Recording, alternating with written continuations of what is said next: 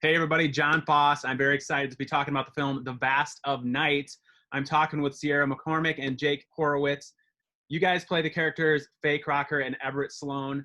This film, I mean, the critics, it doesn't get any better than the feedback you guys are getting. I mean, it's like 95% of Rotten Tomatoes, which is amazing. And it's the thing about the film is it's so unique. I mean, there's nothing really out there like it. And one of the things that I keep hearing about the feedback is because it's such a dialogue intense film is the chemistry between your characters. Tell us about that. Well, I mean, I think part of that is due to the fact that Jake and I are friends. You guys know each other before? No. Oh, okay. But we became friends when we Yep. when we shot our little movie.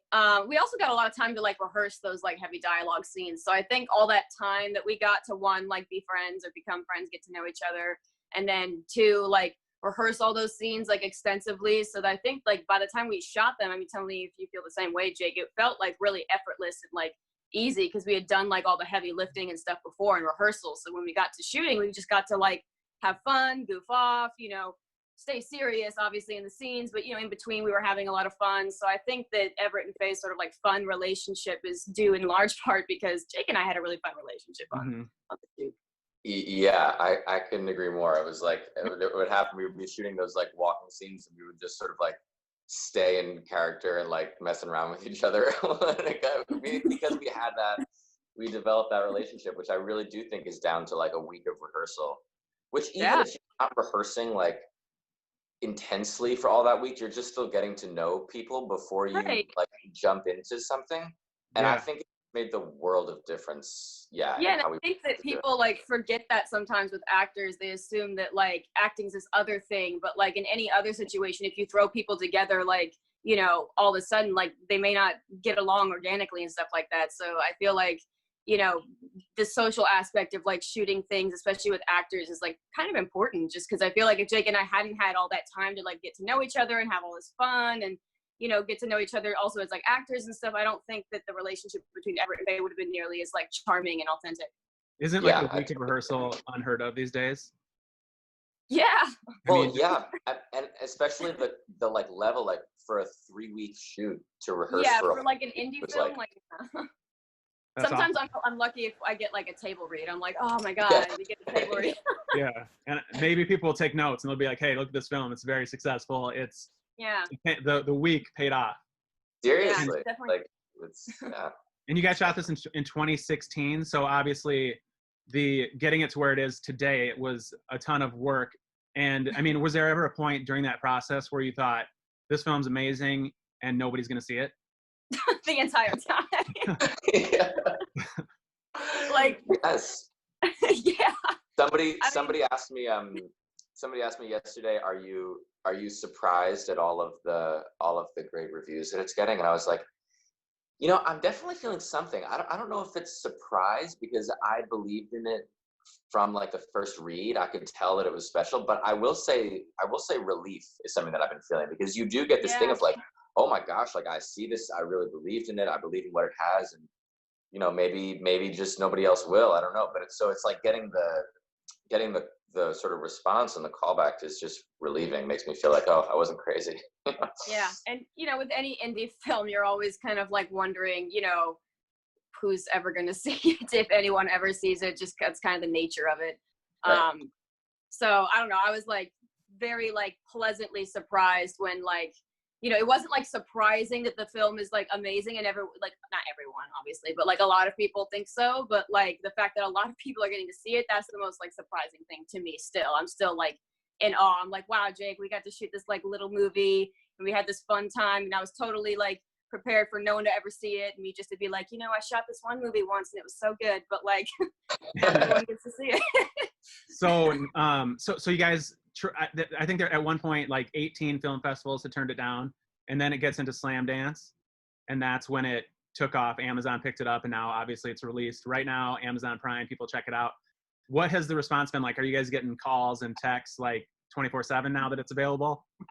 Yeah, kind of. Like everyone in my family is like, your aunt like Cheryl, like, watch the movie. She says it's really good and you were really good at it. And I was like, thank you. Like, it's all my, like, family members who, like, no, like, usually I don't advocate they, like, see all my stuff because I do, like, a lot of, like, bloody, like, horror stuff. You know, I just don't always, like, want them to watch. But this is also a movie that everyone can watch, which is, like, another sort of anomaly is that it's, like, this artistic and like amazing just like film, and then also like it's so accessible, like a lot of people can watch it, it'll appeal to a lot of people, so that's really cool. And then I don't know, at least for me, Jake, like on Instagram and Twitter, a lot of people are reaching out to say that it's like, you know, that they really liked it or that it was really cool and stuff, so yeah, people are coming out of the woodwork. It's amazing. And like, and they all, I mean, I just kind of love that the, you know, people are getting the same sorts of things from it. I don't mean like they're all getting the same thing, but like, you know, people say it, wow, it's suspenseful, and the chemistry and how like well you guys work together. It's like reading. And my family members never watch anything. It obviously has like an old school feel, which is really, really cool, but it has like a modern twist to it as far as like the technology and stuff that we have today. And one of the things what's that? Sorry, go ahead. I was just going to say one of the things that's interesting is it was going to have a traditional theater release, but as far as like the whole world being completely turned upside down over the last 4 months, it's changed it. Now it's on Amazon Prime, which is great because everybody's stuck at home and we're all like running out of content. We need new content. So that's great because people want to see everything that's out there. And when it's a great film, that helps too. But one cool thing is that it's being shown at drive-ins. Have you guys seen this? And what's that? Have you guys been to a drive-in experience and what's that like? I have. There's one in Southern California called Mission Tiki Drive-In. And I don't know, at this point, like, I don't know about you, Jake, but I'm like burnt out on seeing the film. Like, I've seen the film lots and lots of times, and I'm kind of like over watching it. I'm like kind of done. For 3 years, so I'm sure at some point you're like, all right, I know it's great. Yeah, I know. And I hate watching myself. I can't stand watching myself. I don't like it. But like the movie is, you know, so wonderful, and I've gotten to see, you know, tour it around and stuff like that. It's been wonderful to watch it. But I'm so like burnt out on seeing it, and all my friends wanted to go to the drive-in, and I was like, okay, I'll probably just be on my phone, but fine. And then we go, and I actually like couldn't help but pay attention because like the way the drive-in like worked is that the audio comes through on your radio in your car. Mm-hmm. And so for a lot of those scenes where Everett and Faye are like sitting and listening to someone sort of tell a story over like the airwaves, you kind of get to do that too. It's like this really interesting sort of parallel between the audience and Everett and Faye that doesn't really get to exist anywhere besides the drive-in. It's really, really unique. Awesome. Are you going to check it out, Jake? I don't know that there are any theaters around New York that are playing it. I guess Amazon clearly just hates me and didn't choose any theaters within 2,000 miles of my home. There's a ton in Pennsylvania. There's like 7 or 8 in Pennsylvania. Oh, that's right. There is Pennsylvania. Yeah, that's too far from me. The only car that I have is my dad has an old Honda Civic, and he's like, it's not good enough to leave the state. It cannot take long trips. That's my Prius at this point. My Prius is like the exact same way. My Prius is like spitting blood every time I'm like on the freeway. Yeah, exactly. We can't do that. All right. Well, this is a little side note question. I know, like, obviously it's like kind of playing off the Twilight Zone, which is cool. Another thing that it reminded me of were 2 other things actually. Alfred Hitchcock Presents, which is another old school show that's similar, and more recently, a movie called Safety Not Guaranteed that is directed by Colin Trevorrow.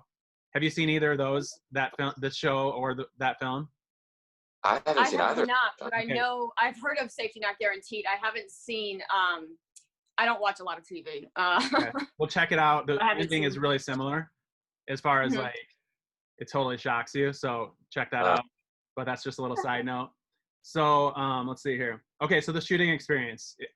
If I have this correctly, it was 17 days in West Texas.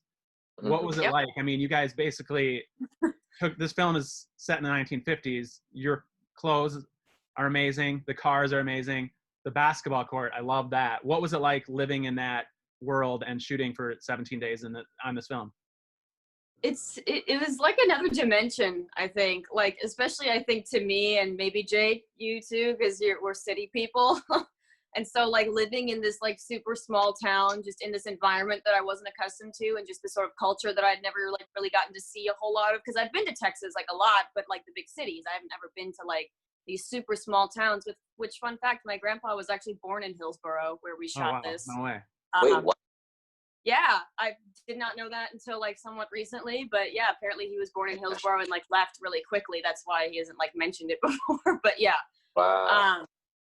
yeah. So I don't know. It was like kind of surreal. It was like this really unique, sort of very interesting slice of just like life in a very sort of specific place that I think kind of informed the way that I did, like, I don't know, informed performance things for me a little bit, just because like, you know, when you live in a really small town and stuff, you kind of speak in this like small town shorthand, you know, with other people. And I think the movie, you know, makes a, you know, really good example of that also. And so I think just kind of getting to see that and getting to sort of experience this other just sort of like aspect of life was just, I don't know, really interesting. And I think it made me a better performer.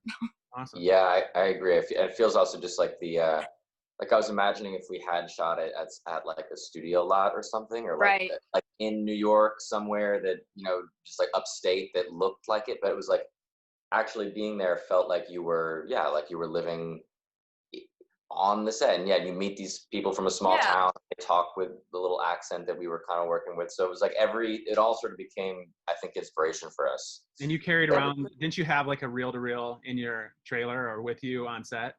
Yeah, I had a reel-to-reel in the motel that we were staying in. I had a reel-to-reel that, you know, you could just do every day. And I think Sierra had a switchboard too. Awesome. So you figured, did you actually use it? Were they functioning? Yeah, Yeah. they were. And I on one day my reel-to-reel stopped working. I don't know if you remember this year, but it stopped working. And me and Adam Dietrich rode like 30 minutes out of town to this dude's like garage where his whole life was about fixing old reel-to-reels and old sound recording equipment. And he, like, you know, fiddled with it, unscrewed it, took it all apart, and like put it back together. And like half hour later, it was working again. See, I don't think we would have found something like that either in like, you know, if we shot this in like, you know, a studio or like in a big city like LA or New York or something. Like, I think we would have just been robbed of all those like delightful like idiosyncrasies that like the small town offered, and just like these people that are like, you know, all they do is like repair this old technology. I don't know, it just worked really well for the film. And also I just think it was like super interesting. I don't know, I still think about that time like a lot. Awesome. I have two more questions about the film, but I want to save those to the end because they're spoilers, so I can make that a separate video and warn people. But one thing I wanted to ask Sierra about was, I love Curb Your Enthusiasm. You were in the show. Tell us about that experience.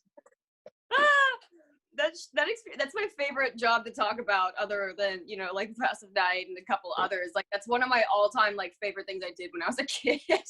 And it was it the episode when he was swearing or something, and then you? I mean, if you want the full lowdown on the episode, I mean, I've seen every episode. I just watched a little clip of it just now because I just saw that you were on the show, and it was you guys were at the restaurant, you and your mom in the show, and you guys were going off about something. But was it if it's the episode I'm thinking about, it might be a little bit. No, it is. Do you allow swearing on your show? Is that okay? Yeah. Okay. Well, I mean, I need to ask, Jake. What a very Everett question to ask. Yeah. Well, you know, I never want to put someone in the position just because I'm a potty mouth, you know, but like, so that episode is like probably one of my just like, I don't know, it's like my favorite just experience, because one, I was a huge fan of Seinfeld and Curb before I worked on it. And so I was like super, super excited. I think I was like 11 years old. And I was super excited, but like I'd seen the show, so I wasn't expecting like Larry to be like nice to me or anything, or like talk to me really at all. Yeah. And so I get on set and he's like super personable. I was like shocked. It was the most shocking thing. He was like sat next to me and he was like, "What are you reading?" And I was like reading a book, and he was like asking me about the book and like all the plot and stuff like that. And I was like, "It kind of reminds me of Groundhog Day, this book I'm reading." He's like, "That's one of my favorite movies." And so he just like took the time to like actually talk to me, which was like super nice. But that episode, like, spoiler, the plot, or like the funny part of the episode is that like Larry eventually like hates me and then becomes like friends with me, and I'm a little kid, and my mom tells him that I have a rash on my pussy. Oh yeah. Okay. And I'm like, thinking it was that kid. One, but I didn't have the guts to say it. And that's like the whole subplot is the fact that I have a rash on my pussy. Yeah. But like when I shot that episode, they like did not tell me that. They like did not tell me that was gonna be the plot. No, they did not. And then like whenever they would shoot anything that had to do with it, they would like send me out, or they would like conveniently have me like, you know, angled out or whatever like that. And so I never knew until I watched the episode. And so my whole family sits down to watch this episode, and they're like mortified. And Didn't they give your parents a heads up? Just like, huh? Didn't they give your parents a heads up? I don't remember. I don't think they did, because I remember my parents were like pretty shocked. They were like mortified. Wow. So but, on that show, is it pretty unscripted as far as, do they just kind of say, here's what's happening in the scene, make it happen? Pretty much. There's no script. There's just, they kind of give you the rundown of what's supposed to happen, or what end goal they kind of have, and that's it. They just kind of let the actors like go, which is like, was little Sierra's just like dream. I love improv. I love, ad-libbing and stuff like that. I just love the spontaneity of that sort of style. And so it was really, really fun. I had a wonderful experience. It's like one of my favorite things. And it sounds like the trick is to keep it kind of low key. Like, you're not going to try, like, if you try to be funny, according to Larry David, that's not going to work. So you just kind of play it. Man. Yeah, no, I mean, I remember thinking that my audition was just the dumbest shit ever. I just remember thinking like I had done a bad job. The audition scene was like when he's trying to like make up with me, and he like, we just kind of went back and forth. He's like, do you want, and I was like, I want your pen. He's like, why my pen? And I was like, because I like it and stuff. I don't know. It was just like, I felt like the scene, in the audition, I was just like, this is really bad. I'm being really bad. And they're like, oh, you got the job. And I was like, really? And then I don't know, just the way they edit it and the way it turns out, it's like so funny. And then when you're shooting it though, it's so natural. I don't know. It's such an anomaly. It's wonderful. That's amazing. So, all right. So one more question, not about the film, before I go into the spoilers. So you guys shot this, like I said, 2016. So obviously you've done a lot since. Jake, go first. Where can we, number one, find out more about you, and what do you have coming up that we can also watch for? Because now that this movie's out, people are going to want to see more.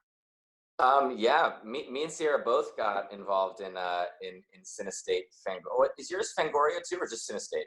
Cinestate and Fangoria are like, kind of like, I mean, Cinestate, I think, owns Fangoria. Together, like, right. So we both did separate movies for them a little bit after this. Mine is coming out this summer. It's a reboot of Castle Freak, which is a horror movie from the 90s. And Pumped, I think it's going to come out sometime in July. And I'm so excited for that. I know, me too. It's cool. It's going to be really cool. And then this other movie called Agnes by director Mickey Reese, who's also from Oklahoma, like Andrew, funnily enough. And it's from Quagmire and Divide and Conquer, these two production companies. Yeah, so whenever they come out, I don't know what the world looks like. Yeah, I know. The whole production world is kind of up in the air right now. But Sierra, what about you? Well, my other Fangoria movie came out this year also, and that was called VFW. And it was super fun, like splatter fest. It's a Joe Biggest movie, so super sort of Abel Ferrara inspired. It's also kind of like Assault on Precinct 13. I don't know, it's just like a lot of fun. We have a lot of like awesome like veteran actors in it, like Stephen Lang is in it, and among like many others, Fred Williamson, a bunch of guys. And then besides that, I have kind of this like sexy sort of like thriller horror kind of film called Exploited that should be coming out, I don't know, sometime next year. Everything's sort of like, I don't really know when anything's coming out at this point. But beyond that, I think I'm, more just trying to, while I'm, trying to stay inside and be away from, physical people, make some things myself, or maybe develop something on my own, or, try. Very cool. Very cool. All right. So I think I'm not a Zoom expert, and without the paid account, like it only let me do it like a 30-minute meeting. So I'm a little worried it's going to kick us off at 30 minutes. We have like, so we have like 4 minutes left. The two spoiler questions I have. Number one, the ending of the film, it's awesome. And you guys disappear. We see some spaceships. We cut back to you guys. You're gone. We see the reel-to-reel on the ground. What is your interpretation? What happened? I don't know. I don't think it's like that, like, ambiguous. I feel like it's pretty like clear that we get sucked up and like we've been abducted. Like I don't know. Like I've had a couple other people like tweeting me and being like, I don't know what happened. And I'm just kind of like, to me, I don't know, maybe it's because like we have a bias, Jake, just because we kind of, view it very, very differently. But I don't know, I think it's pretty apparent that like we get, abducted, and that's kind of the end for us. I'm with you. Yeah, I think we get taken up. Yeah. Plain and simple. I think we're abducted. So with that being said, I know with movies that turn out this well, this is a tough one, because number one, the fan base is out there. They want this. It's obviously going to be a commercial success if they do this. But again, when you make such a masterpiece, do you want to make a sequel?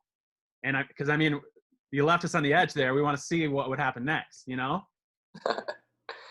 I think, look, hey, I'm all down for a sequel. My instinct is that Andrew would sooner die. Really? Yeah.